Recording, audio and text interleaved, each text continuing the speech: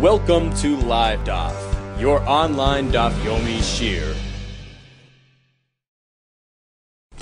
Shalom Aleichem and welcome back to today's DAF, Bava Basra Chav. We are holding 4 lines off the top of the Avad Meisvi. Here comes a kasha from Rabbi Brisa, from Rabbi Sefta, on Shmuel. Shmuel told us yesterday, if we have a mace in one room, now that room is sort of connected to the next door room as well, through an opening in the wall, a chaloin, a little window, a little cubby, which is a tefach by a tefach.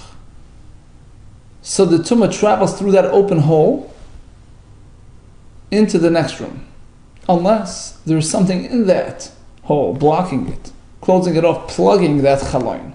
But Shmuel says that if it's something which is useful, the material that you put there is food or something which you're eventually going to remove, that does not become it does not become incorporated into the structure. It's not bottled there. And it cannot block the tumah. Likewise, the Gemara told us that this only works provided the item is not mekabel tumah. It's not susceptible to tumah on its own, because if it's affected by tumah, it can't shield from tumah. Now comes a kasha on Shmuel. We're going to have a list of various materials placed in this chaloin, which the Brisa considers to be blockers, despite the fact that it appears to us. These things are functional, they're useful. They're not there for the long term. Meisve, here comes a kasha, a sovim. Shatolshan, for instance, he cut some grass. V'nichan b'chaloin and placed it in that window. Or grass which just grew on their own from the bottom up and are now filling up that chaloin. You have little material remnants, little patches, which are too small to be mekabel tumah, she'ein bem sholish al sholish. They're not 3 by 3 finger widths, which is the minimum shear requirement for susceptibility to tumah. So they're too small to be mekabel tumah. And these things were placed in that hole. Va'eva, rabasar, hamadul dalan, you have a limb, a piece of skin hanging off an animal, behemu b'chaya.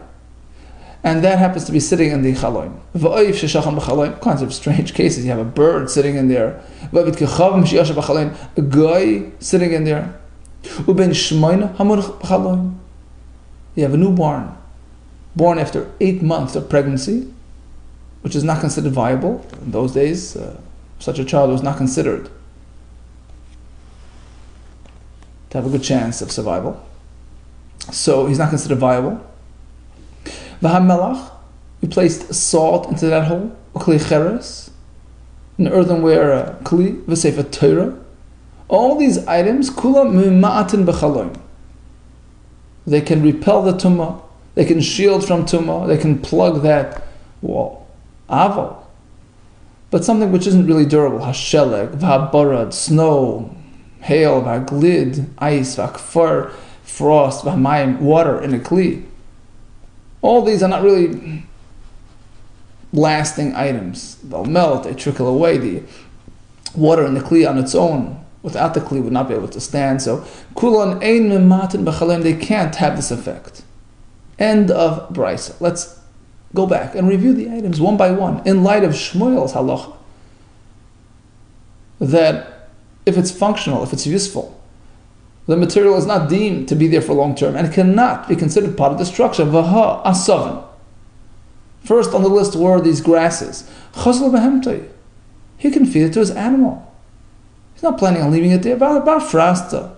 We're speaking about a poisonous material, which is not going to be fed to the animals. Next case. Grass grew on its own. Well, we learned yesterday that grass shouldn't be growing near a structure. It's going to undermine the foundation. Given the kosher l'koisel, since it can harm that wall, shakalu, he's certainly going to pull it out. He's not going to leave it there. Amarabba b'koisel churba. It grew alongside an abandoned structure, which he doesn't really care for. He's going to leave the grass there. Papa Amar filu b'koisel yishuv. It could be speaking even if it's an inhabited structure. But ban chutz mishloish lachaloin. We're speaking that they're growing from 3 out. They're starting 3 tefach away from that wall. And as we learned yesterday, the concern is only if they're within 3 tefachim. So since they're growing far away and they're leaning into the chalayin, It's there for long term. Matloiniers. Next case. Yeah, these little patches of material. You can use it as a patch to cover up a tear in the garment. He's not planning on leaving it on the window. Bismichta, we're speaking that it's thick material, not suitable for patching. Chazal umra can still be used by the bloodletter as gauze material. Beriska, we're speaking that it's rough, not suitable for gauzing. Iberiska, if it's speaking that it's rough sack material, then she'ein ban shalish al shalish. Why does the Brisa stipulate that it's less than 3 by 3 etzbois, which is typically the minimum shear requirement for tuma by a piece of material? If it's sack, if it's hair, if it's a thicker material, she'ein ban arba al arba mi boile. The Brisa instead should have cited a different minimum dimension, 4 tfachim by 4 tfachim, which is the minimum size for sack material being roy l'kabel tuma. It has to be less than that. So it doesn't have to be so small, as long as it's less than 4 by 4 tfachim, if it's indeed sack material. Ke'ein risk. No, we're not speaking that it's made of hair material, of sack material. We're speaking that it's regular fiber material, but it's rough, like similar to sack. So it's not really suitable for being used in a bandage format. Next case was for Aver, Bava Basra, Hamdodolim, Behemoth, Bachaya. You have the things hanging off the animals. It's not meant to stay there. Arkav Azla, the animal's going to take off soon. He's going to leave. Make sure it's tied down. Shachadla, he's going to shaft it. He's not going to leave it there. But Tmei, it's not kosher, so he doesn't really have a point of shechting. Mazbil Nachar, so I'll tell guy. I'll take it away. B'chusha. It's a poor quality animal. Nobody's buying it. Pasuk Shadil al club. Okay, so at least he'll pull off these hanging things and give it to his dog. Why would he leave it hanging? Since it hurts the animal, he wouldn't do that to the animal, so it's going to stay there in the window. Next, a bird stuck in the window. He's not staying there long term, he's flying away soon. The kosher is tied down. He's going to shecht it to eat it, but tummy it's not kosher. Talking about a bird which is a poor quality bird. Nobody's buying it. You have a little nuka, okay, at least he'll give it to a kid to play with it. Masarat, it's a scratchy bird, he's going to hurt the kid, so it's not suitable for that. What do you mean kalanisa? If it's the kalanisa bird, loy masarta, that doesn't scratch. Ke'ein kalanisa, like the kalanisa, meaning it has all the milas. It's weak and it's poor quality and it's not really going to scratch anybody. I'm sorry, and it is going to scratch the kid, so therefore it's not suitable for any purpose. So presumably it's staying in the window for long term. Okay, the guy is sitting there. Soon he's going to get up to go to lunch. So he's tied down. Okay, his friend, his co-worker will come and untie him. We're speaking that the guy stuck in the wall is a metzora with a contagious disease. Nobody's getting near him. Well, he has his co-metzora, his friend of metzora, who might come and help him out. Speaking that he was condemned by the authorities, they're tied down and stuck there. You have this newborn, 8-month newborn. Question is, Asya ime darile. Well, his mother's going to come take him away. B'Shabbos, it's on Shabbos, or it's muktzah. The Sanya, as we went in the Brisa, ben shmoina. This type of child, hariyu ke'evan, we treat him as a stone. V'asal tatla b'Shabbos. You can't move him on Shabbos because he's not considered a living being. He's not viable. But there's a special heter for the mother to lean over and nurse the baby. To protect the mother who's going through this hardship because of her milk. Okay, melach. So we have salt sitting in the wall. Chazile, you can use it for his child. The Mirurta was speaking that it's bitter salt, it's not really edible. Chazile iris can use it for processing of hides. This it has thorns, it's not really usable. Keeping the kasha l'koisel, next question, but salt which is corrosive is presumably not being left in that wall, lest it harm the structure. Shakla, he's going to remove it. The asva chaspa sitting on a piece of pottery, protecting the wall. Well, chaspa gufa techos. And forget about the salt. The piece of pottery on its own is memayit, diminishes the size of the hole. Forget about the salt. Why can't the pottery do that? The les bashiura, it's too small to be significant. And Rashi says v'hava kimanta lesa. It's not a functional piece of pottery, so it's like it's non-existent. It can't be reckoned with this because it's not. We find a similar concept when it comes to carrying in the street on Shabbos. You need at least something which is considered functional. Cheres, a piece of pottery. What's the minimum shear? to constitute a melacha of carrying on Shabbos, a piece of pottery enough to place, between the pieces of trim around the window. So if it's smaller than that, it does not have chashivus, it's totally insignificant, and it's non-existent, as far as we're concerned. The Brisa mentioned a kli cheres, right? You put a kli cheres in the chaloin. Chazilei. Well, that's going to be used soon. The mitan, if it's dirty, he's leaving it there. Chazlu umna, well, the bloodletter, who uses even dirty utensils, he might use it. The menakib, it has a hole, so it's not really suitable for anything. And finally, we have the Sefer Torah. Chazil mikra.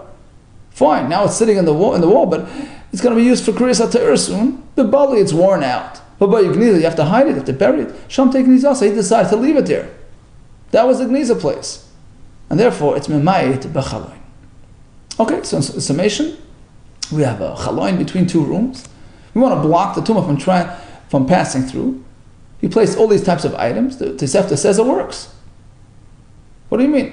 But Shmuel told us that we assume something which is usable, something which has function, something which is fit for shimush is not batal. The answer is in all these situations we came up with scenarios where they are parked there for the long term. Says the Gemara, Amarav.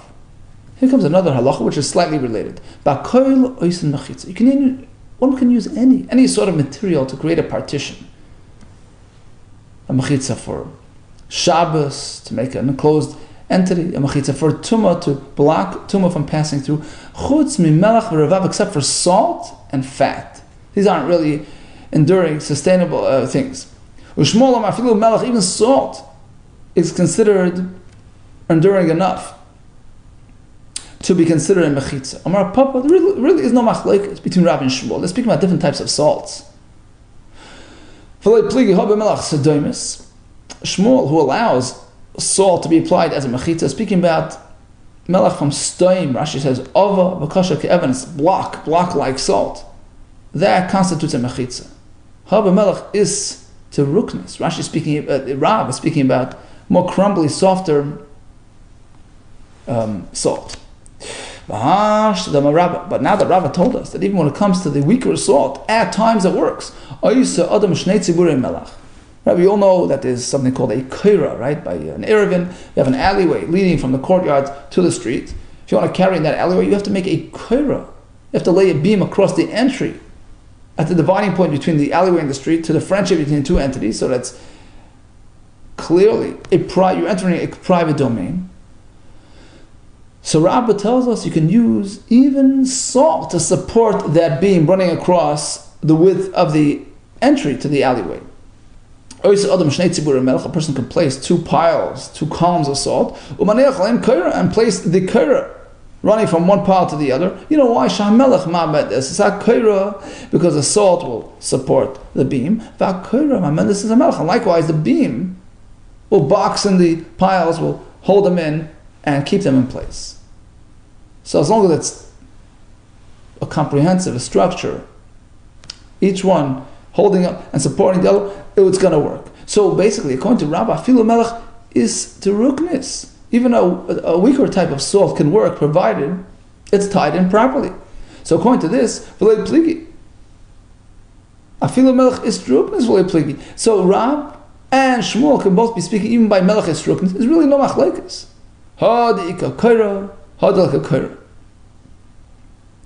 So Rab is speaking about using melech is ruknis without a kaira, tying it in, without something that's going to keep it in place. So the elements will come and take it over and disperse it. So it can't be used for a mechitza, whereas Shmuel is speaking what's tightly packed in, ika kaira, and therefore even this type of salt can work. So bottom line, you can use the melech stoimis for a mechitza, all agree. Melech is ruknis, it depends how firm the structure is. Mishnah says, keep your millstones away from the neighbor's wall. Make a 3 tefach gap between the shechem, which is the lower stone, right? So you have to have 3 tefach gap from the stone to the wall, and it's going to end up being 4 tefach gap from the top stone, the rechev. Rechev is lashon of roichev, it rides on top, it rolls around the bottom one. So that is typically a bit narrower than the bottom one, so it's going to be 4 tefach from the top stone to the wall. My time. What's the concern about having a millstone grinding near the wall? Misham Tirya, is it because of the vibration effect?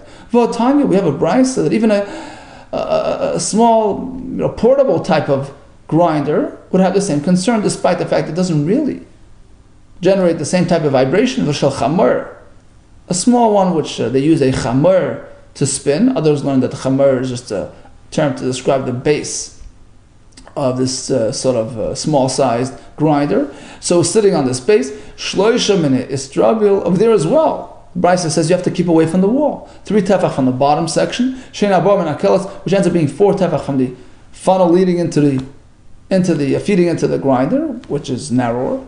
So the question is, why be concerned about this type of mini grinder? Some over there, my Turi Ikka, whether you have vibrations. Elamishim kala. Oh, apparently it's because of the sound waves, the koil, the noise that the grinder makes, which sends these shock waves to the nearby structure, which can harm the structure. And therefore, you have to keep away so that the sound waves dissipate and no longer harm and damage the wall. Vesatamer. Likewise, when you have an oven nearby, shloisha min hakilya, shenabor min hasafa, you have to keep it 3 tefach away from the wall, between the kilya, which is the base of the oven, to the wall, which ends up being 4 tefach min hasafa, the top, because it sort of arches, it's sort of like pyramids up, so the top part is narrower than the bottom part, which ends up being 4 tefach from the wall. Amar Abai, Shma Mina, we learn from here, kalya de tano tefach. Then in fact, the bottom, the kalya, the bottom is a tefach wider than the top. By your standard oven, Afkamina, what's the point of mentioning this? When you buy an oven, you should be aware of the standard dimensions. Says the Mishnah, Layamid Adam Taner, speaking about an oven, so a person has to conform to fire codes and take precautions, leave enough space around this oven to allow for ventilation so that the material nearby doesn't catch fire and the building doesn't burn down. Layamid Adam Taner b'sechabais, a person cannot place an oven in his home, a home which is a building which is shared by others, unless he leaves a 4 amma ventilation area above the stove, above the oven, to the ceiling. Let's say he's living on the 2nd floor, so there he has a concern about the bottom as well. He doesn't want to burn down. So he has to ensure that there's a maziva, wall, floor material, cement, whatever it was, 3 tefach in thickness, to allow for insulation of his, to shield the structure from his oven. Uba kira tefach. Let's say we're speaking about a range, a small type of cooking range. So there you don't need 3 tefach below, 1 tefach is enough protection. But ultimately, if in fact he causes damage, mishalim hashizik, he's responsible, he has to pay for damages despite the fact that he conformed to fire code. Reb Shimon Aimer, no, the whole point of providing all these regulations is Eloshim Hizik Patim Sham, to tell you that if in fact it causes damage, he's accounted for, he's pater because he followed the rules. Continues the mission. Another aspect of our chakas nezokin, liyiftach adam chanos shel nachtoimen v'shel tzabon. A person should not introduce a bakery or a dyer's shop where they have these big fires, right, dyeing materials. So all these should not be placed tachas eitzur shachaver, beneath his neighbor's storage room where they stored, grain and stuff like that. But later, if it's bakar, nor should he place his barn beneath a storage house, because the fumes and the vapors and the smoke and all that can harm the material. Be'emes amra, but there's a conclusive halacha that b'yayin hitiru, if the fellow is using his storage room for wine, for only wine, so wine can actually benefit from the smoke emanating from the fire below. So over there, it wouldn't be a concern. Avalira if it's baka, but still you shouldn't place a barn beneath the wine, because that certainly can destroy his wine. Vatanya. Now we're going to have a kasha, because the Mishnah says that a tano or a kirayim on the upper floor has to be shielded by way of a thick floor beneath it. So by the tano you need 3 tefachim. By the kira, 1 tefach is enough. Vatanya, the Brisa seems to say it's much more. But Tanur arba, you need 4 tefachim beneath it to protect the dwellers beneath you. Or by kira shleisha, by kira all you need is 3. Amar Abaye, that's speaking about a commercially sized oven. Kitanya hibed nachtoimen, a baker's oven. So there the oven requires 4, the kira 3, but the Tanur Didan, but our personal sized ovens, our oven is like the baker's, like the commercial Kira. Right, so basically it's commercial Tanur 4, commercial Kira 3. Our Tanur is like the commercial Kira, which only needs 3, and our Kira only needs 1. The Tanur Didan ki Kira D'Nachtaymin Dami. Our Tanur has the same, is treated the same as the commercial Kira, and both need 3. Let's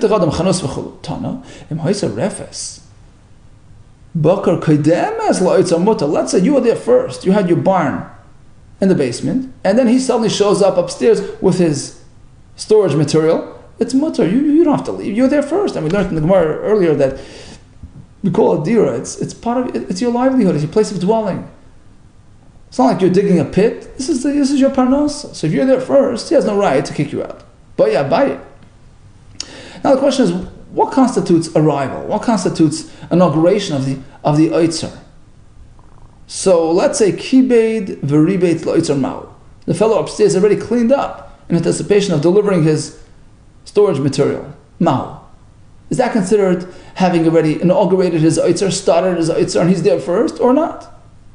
It's just preparation. It's not really, hasn't really been activated yet. Let's say the fellow upstairs added some windows for ventilation in anticipation of bringing in his Oitzer material. Is that considered having started or not? The Bach takes us out. Let's say the fellow upstairs now built another annex. Up on top of his roof, he added another level for an Oitzer. That's really a significant investment, but he hadn't yet delivered his goods. Is he considered having started the Oitzer, or perhaps not? Mahu, take it, we'll leave it, take it. Boy, Rav Huna B'Rei Yeshua, another question. Tamri Rimayni Mai. Let's say the fellow delivered his dates and pomegranate, which isn't really typical storage material. So he hadn't yet delivered his grain or his wine. But perhaps this in itself is already considered starting, using it as an Oitzer, and it's too late to bring your animals downstairs. Mai, take it, we leave it unresolved. Be'emes b'yayin yitiru v'chulotana. B'yayin yitiru. So, yeah, if he's storing merely wine, then you're allowed to have a bakery running underneath it, because actually the smoke aroma actually enhances the wine. For later, if it's baka but not an animal, a barn, that you can't place beneath wine, because it actually spoils the wine. The vapor, the fume, the smell will harm the wine. Amar Rav Yosef, Haididan, but that's good quality wine. But today's wine is so vulnerable. Afilu kutra de shraga, even the smoke of just a candle, kamikashli can harm the wine. Amar Rav Sheshes, one more point, asfasta, kirefes bakar damya. Just as a barn, animals, the presence of the animals can harm these materials. Likewise, asfasta, animal feed placed in that area. Shachas shaltvu, says Rashi, it's like a barn, because it sits there and it rots and it spoils, and it has the same effect on the dwellers upstairs. Okay, so let's summarize today's daf. We had a halacha b'chaloin between two units through which the tumah will travel, provided the chaloin is not blocked off. The Brisa gave us a list of possible materials to use as blockers. And the Gemara explained, based on Shmuel, it's only provided you're not going to be using those materials, they become part of the wall, so to speak, and also they're not mekabel tumah. We discussed what salt can serve for. Can it serve as a mechitza? Different types of salt. We discussed keeping the rechaim, the tanner, away from the walls. And we discussed being sensitive to a storage room and its content by keeping away smoke, fires, and foul-smelling phenomena. All the best to you, and Atzlacha Rabbah.